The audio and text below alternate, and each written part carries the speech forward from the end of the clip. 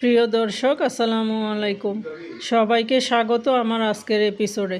আমি আজকে আপনাদেরকে কিভাবে কাঁচা কাঁঠাল কাটবেন আর কাঁঠাল দিয়ে খুবই মজার একটা কাবাব তৈরি করে দেখাবো। খুবই সহজভাবে দেখানোর চেষ্টা করেছি, আশা করি রেসিপিটি আপনাদের কাছে ভালো লাগবে। এখানে আমি একটা কাঁচা কাঁঠাল নিয়েছি আর ছুরির মধ্যে আমি সরিষার তেল মেখে নিয়েছি। এখন এর ডাঁটিটা আমি কেটে ফেলে দিব।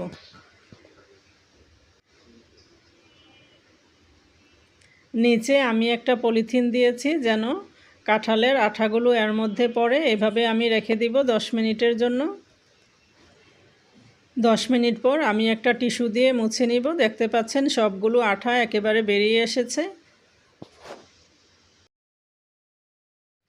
নিচে আমি একটা পলিথিন দিয়েছিলাম যেন আঠাগুলো পলিথিনের মধ্যে পড়ে। এখন পলিথিনটা আমি সরিয়ে নিচ্ছি। এখন আমি কাঁঠালটাকে কেটে 2 ভাগ করে নিচ্ছি।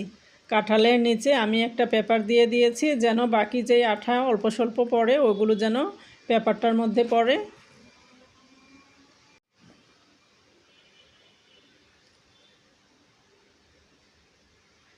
এখন আমি এটাকেও আবার 2 ভাগ করে নিব।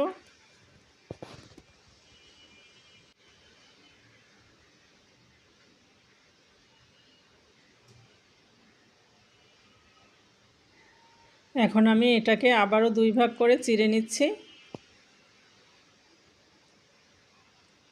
মাঝখানের যে শক্ত অংশটা সেটা আমি ফেলে দিচ্ছি। এখন আমি কাঁঠালগুলোকে সিদ্ধ করে নিব, খোসাসহ সিদ্ধ করে নিব যাতে পরবর্তীতে খোসাগুলো নরম হয়ে গেলে ছিলতে কোনো অসুবিধা না হয়। এখানে একটা পাতিলে আমি পরিমাণ মতো পানির মধ্যে লবণ আর হলুদ দিয়ে দিয়েছি। এর মধ্যে এখন কাঁঠালগুলোকে দিয়ে আমি সিদ্ধ করে নিব।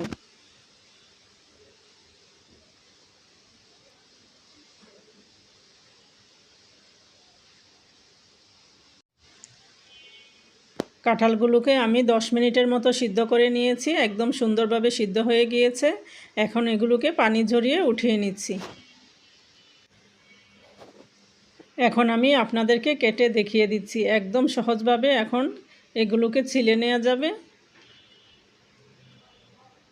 এভাবে করলে আপনাদের কষ্ট কম হবে, হাতে আঠা লাগার ভয় কম, আর কাটতেও অনেক সহজ।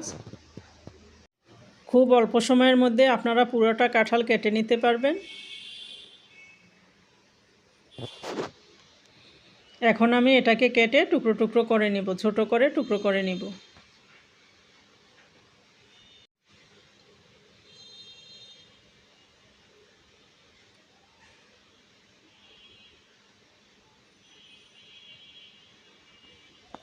এখন কাঁঠালের যে বিচি আছে ওগুলোর উপরের স্কিনটা আমি ফেলে দিব।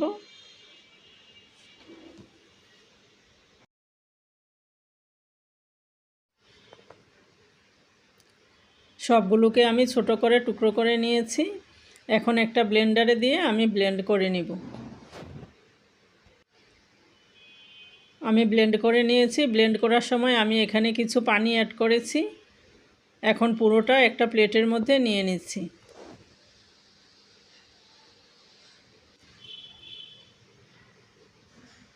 এখন এখানে আমি কিছু মশলা অ্যাড করব। এখানে দিচ্ছি 1 কাপ পেঁয়াজ বেরেস্তা,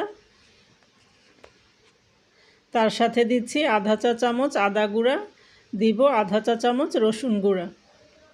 এখন দিচ্ছি পরিমাণ মতো লবণ, তার সাথে দিচ্ছি 1 চা চামচ মরিচের গুঁড়া, 1 চা চামচ হলুদের গুঁড়া।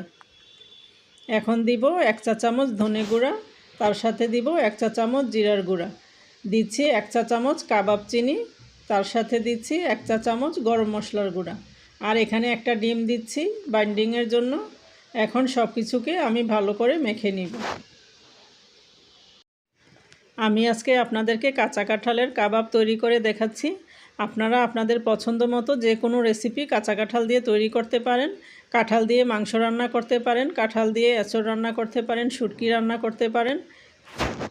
এখন সবগুলোকে আমি এভাবে শেপ দিয়ে দিব।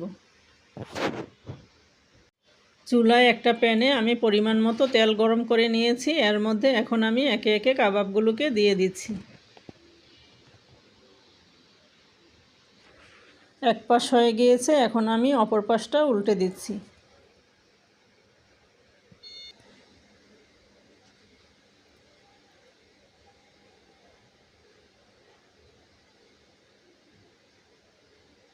এইভাবে কয়েকবার উল্টে পাল্টে আমি কাবাবগুলোকে তৈরি করে নিব। কাবাবগুলো আমার হয়ে এসেছে, দেখতে পাচ্ছেন একদম সুন্দরভাবে তৈরি হয়েছে। এখন এগুলোকে আমি উঠিয়ে নিচ্ছি। উঠিয়ে একটা টিস্যুর উপর নিয়ে নিব যেন এক্সট্রা তেলটা ঝরে যায়। দেখতেই পাচ্ছেন খুবই লোভনীয় একটা রেসিপি। এভাবে আপনারা চাইলে বাসায় তৈরি করতে পারেন, একদম মাংসর স্বাদকেও হার মানাবে। আশা করি রেসিপিটি আপনাদের ভালো লেগেছে। সবাই ভালো থাকবেন। আল্লাহ হাফেজ।